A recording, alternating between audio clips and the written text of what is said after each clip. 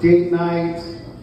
Maybe you guys are deciding to try out a new restaurant, or maybe a little shopping. Maybe you like to do my personal favorite, stay at home, watch a little Netflix, right? So, Netflix, I'm just going to say it because we've all thought at least once. Netflix is trash.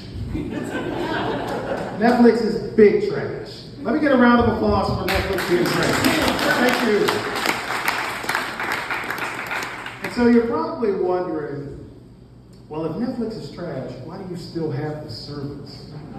Right? Well, let me explain. Its constant state isn't trash. It just goes through waves of being trash, right? It'll have everything you want and then nothing. And just constant ups and downs, right? For example, Upwave. Open up the app, ooh, fire right out the gate. We got Stranger Things, we got Ozark Season 4, then we sprinkle a little serial killer documentary on top. I grew up with that. Downwave. You scroll some more, and then you just, well, I guess I can watch a documentary about blowing glass set in Mongolia with the computers opened up. And that's just how it rocks with Netflix, guys. So, on my most recent Upwave, I found myself watching the show Alone. We got any Alone fans out here? Anybody familiar with the show Alone? Let me get a round of applause for those that know about the show. Okay. So, the show Alone, hilarious concept.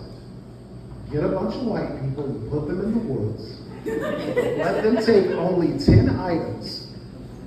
Give them cameras to record their activities. And they see who survives the longest. Kind of a hilarious concept, right? Okay, white people, you don't have to rock with me, that's fine.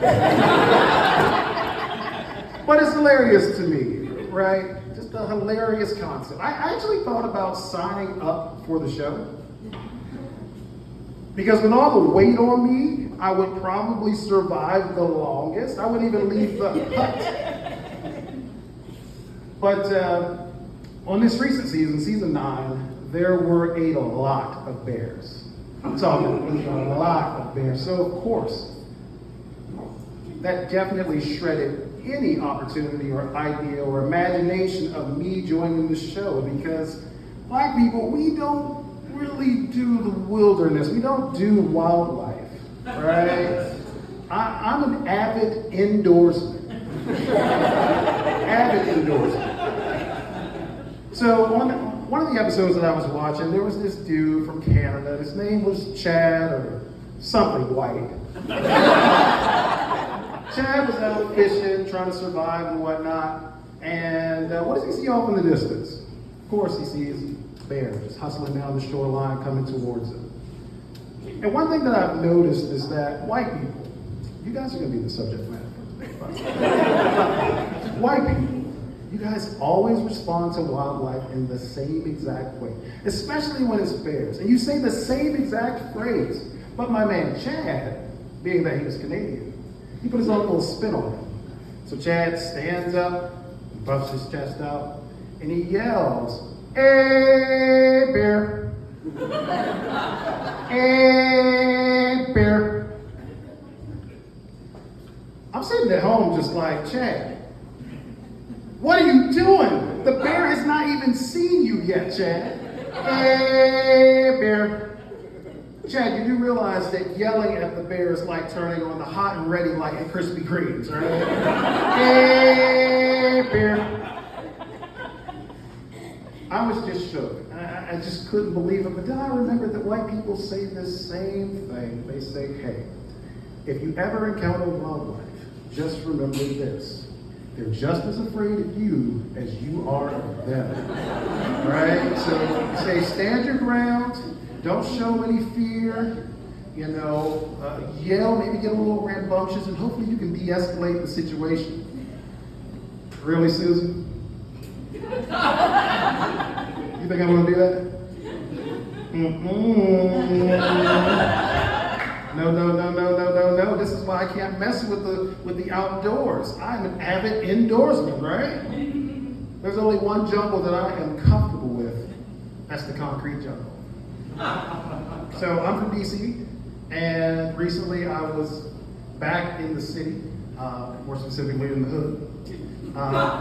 Me and my cousin, we were cruising around, doing our thing. We pull up to a store and hop out the car, and we see this homeless guy kind of roaming around the parking lot. And just like any wilderness or jungle, the concrete jungle has its own rules that you're supposed to abide by. One, don't make eye contact with the homeless dude. Right? So when he goes, hey, young blood, what you got? You just nod and you keep walking. So let me rewind actually, because you guys need to know that there's a difference between the country homeless and the city homeless, right? The city homeless are built different. So one, the city homeless are completely fine with rejection. It's happened to them tens of thousands of times. Two, they are aggressive for no reason. And three, they are unnaturally strong. I like to call the city homeless the super homeless, right? And this guy, he definitely was, from afar, he was meeting those parameters. So we go in the store, get what we need, come back out. Guess who's trying to break in my cousin's car? The super homeless, right? And this situation was a little precarious because my guy was jacked. I mean, he was hood. He was just strong for absolutely no reason at all. I'm like, dude, you had time to lift weights but couldn't find a home?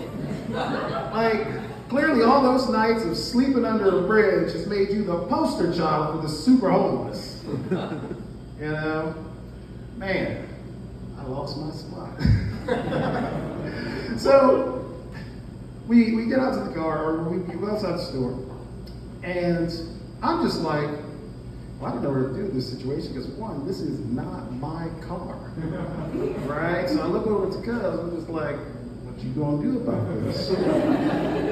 But he already had a plan. So he kind of sneaks up behind the guy, because we kind of park far away, because my cousin likes to get his steps in.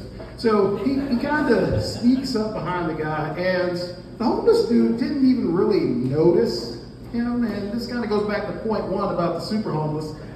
Rejection's fine, so they didn't care who saw him trying to break in the car. So my cousin sneaks up behind him, and kind of gets pretty close to him, and then all of a sudden he just yells, "Hey, bear!" And the homeless dude was shook. I mean, he jumps probably 3 feet in the air and just knees to chest. He is out of there, right? And so we get in the car, and I'm just still kind of shocked at this whole situation. And my cousin looks over at me with a completely straight face, and he says, "Hey, if you ever encounter the super homeless, just remember this. They're just as afraid of you as you are of them." My name's Doug Evans. Thank you guys so much for listening.